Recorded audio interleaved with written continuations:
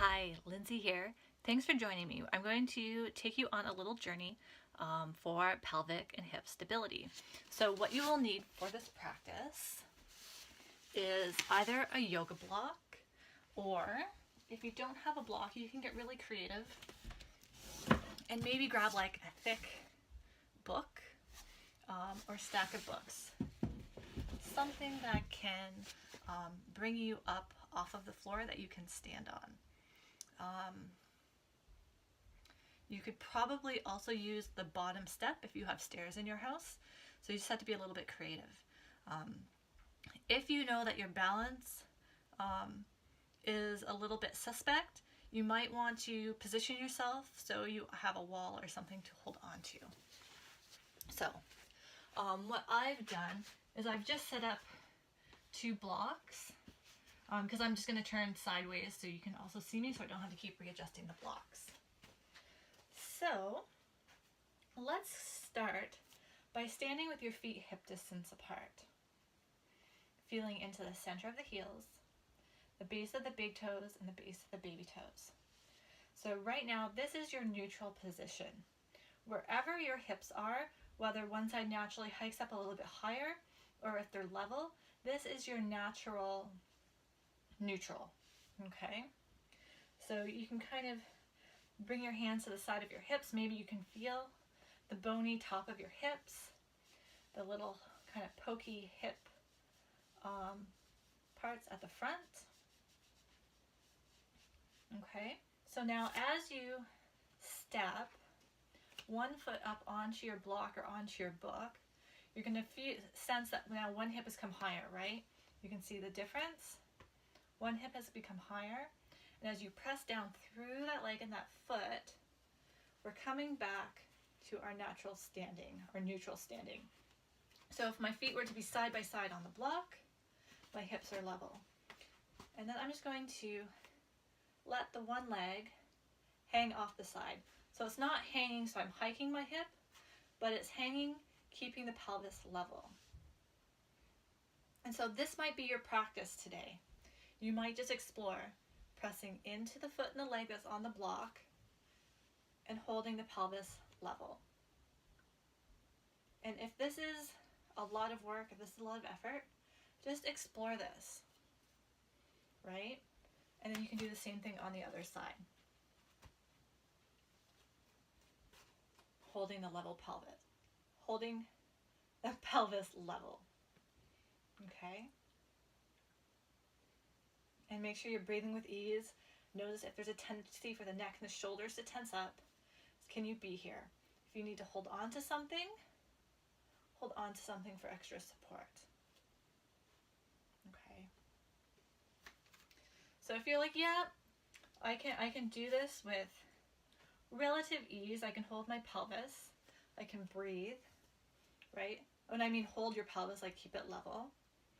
So then the next step that we might start to explore is how the leg bone moves in the pelvis. So our pelvic girdle is the foundation for our leg swinging. And so our leg needs to be able to move in order to walk and run well. So having good biomechanics is really crucial for being able to have longevity, to be able to walk long distances, to run longer, to run faster, to run without pain. Okay, so we want to keep the pelvis neutral and explore how our leg bone moves forward into flexion and how our leg bone moves backward into extension. So I'm going to turn sideways so you can see from the side. Level pelvis and the leg coming forward, this flexion. So our hip flexors are pulling the thigh up. And notice how I'm not bending my knee, right? I'm not moving through the knee joint. It's just coming from the thigh. And what you might notice, does the background, is the pelvis doing something, right? Is this kind of happening? If it is, come back to neutral and then make your movement smaller. See if you can find a range where it's just the leg bone moving. Everything above is neutral. The pelvis is neutral.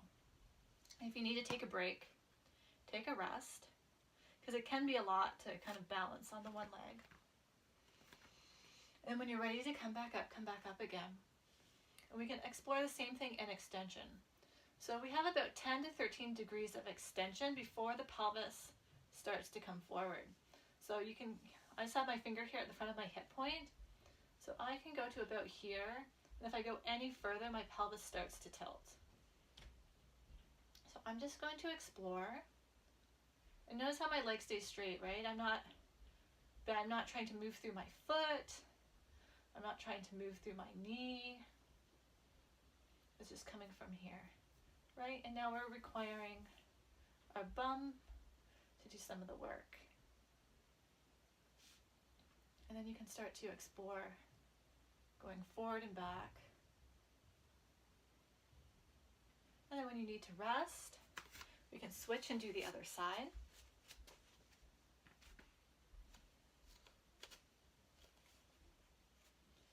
Level pelvis. You can have both feet side by side to figure out what that is.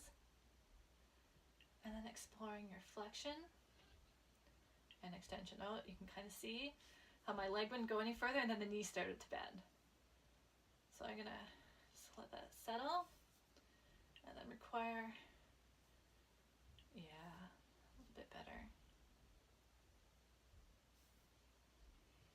So we're just finding the range without the back or the pelvis getting involved. So we explore the small range first, we get control and coordination there, and then more starts to come. Yeah. And just have fun exploring. If you're able to do this in front of a mirror, that can be really fun because then you can see perhaps what you're not feeling through the pelvis or the back. Again, notice if there's a tendency for your upper body to tense up. All right. Take a little break. Come back to standing in your mountain pose. And feel the connection between your feet and the ground.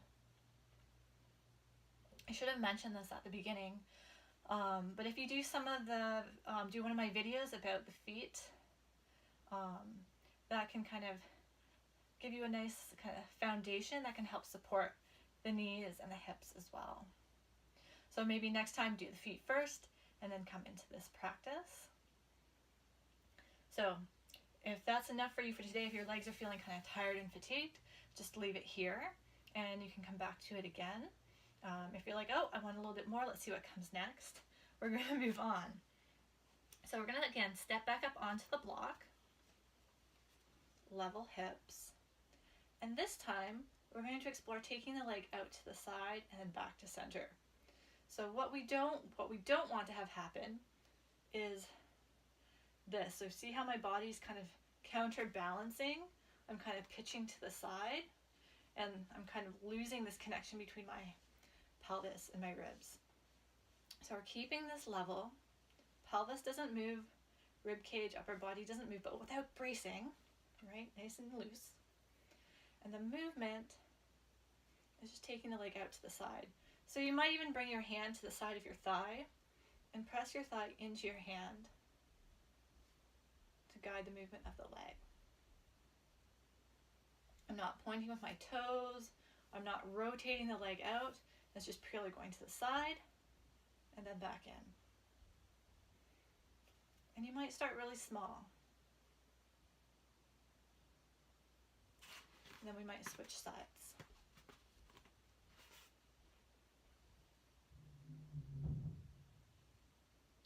So I can feel myself leaning, right? I'm kind of sticking my hip out. So I'm just going to come back. Maybe do a little bit less, smaller movement. And then we can come back to the first side. And this time we want to go across the body. So if I try to go across, I hit my leg. So the leg's going to have to come forward to a little bit of flexion and then across. And across. If I go too far, my hip sticks out, or maybe your butt sticks back. Again, think neutral pelvis, forward and across. Relax your toes.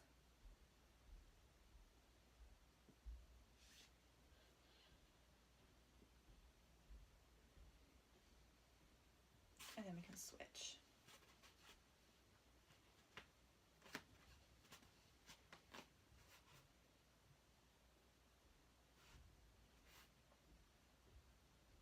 Oh, I'm going out to the side. I should be going forward and then across. Across. And you'll feel a little bit more effort coming through now, the inside of the leg.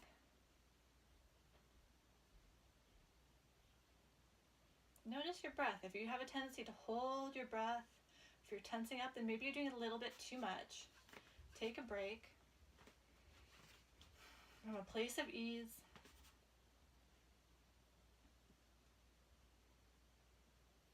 And so you might notice that I'm just doing a few on each side. You can do, everybody's going to be different. The kind of a guideline, like see how 5 to 10 feel. That's probably a good place to start. It might be less, right? So if you're coming from a place where you're just finding this, maybe 1 is good. Maybe you're like, that's enough. Okay? So this is why we kind of have to be curious and just explore and see what is working for us. If we overdo it, then we can be creating, patterns of tension and strain, which are not going to serve us in the long run. So have fun exploring. If you need some more clarity or if you have any questions, please reach out to me. Have a great day.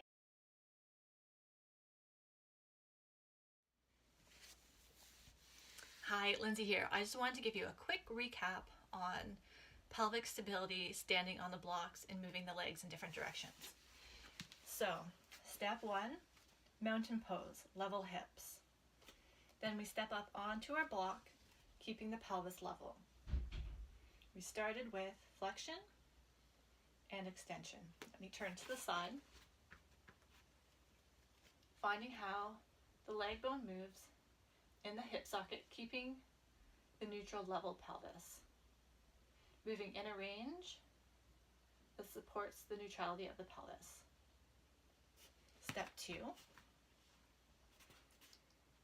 taking the leg out to the side, and then slightly forward and across.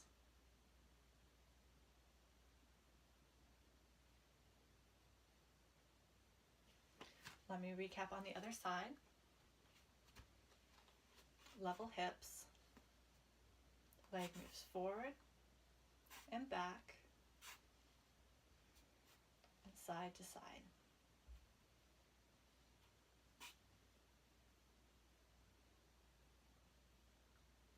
Do 5 to 10 of each.